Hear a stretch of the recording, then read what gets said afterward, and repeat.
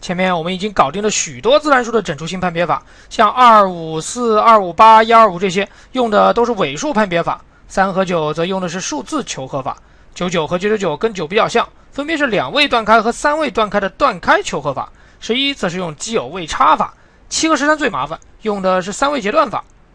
有了这5大方法，貌似我们在整除性的判断上已经很强大了。其实不然，我马上问一个很简单的问题，估计就有不少人犯迷糊。你知道怎么判断6的整除性吗？搜索一下这5大方法，好像确实没有6哎，这咋整呢？其实6的判断方法咱已经学过了，只是你没有意识到而已。所谓6，不就是2乘3吗？想要除以6能除尽，其实就是除以2和除以3都能除尽呗。那你去判断2和3的整除性不就 O 了？比如要判断2010能否被6整除，我们只要先判断它能否被2整除，再判断它能否被3整除即可。先看2，2010尾数为0，显然能被2整除。再看3，它的数字和正好是2加1等于3，显然也能被3整除。既能被2整除，又能被3整除，我们立马可以断定2010一定能被6整除。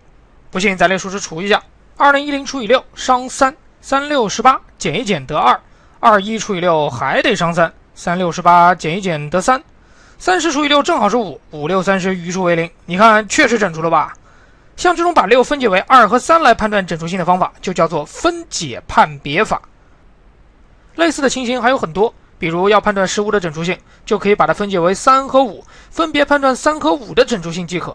要判断45，则只要分解为5和9即可。要判断72，则只要分解为8和9即可。等等等等。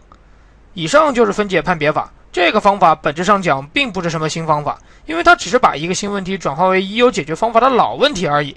这种化新为旧、化未知为已知的思想方法有一个酷的名字，叫化归。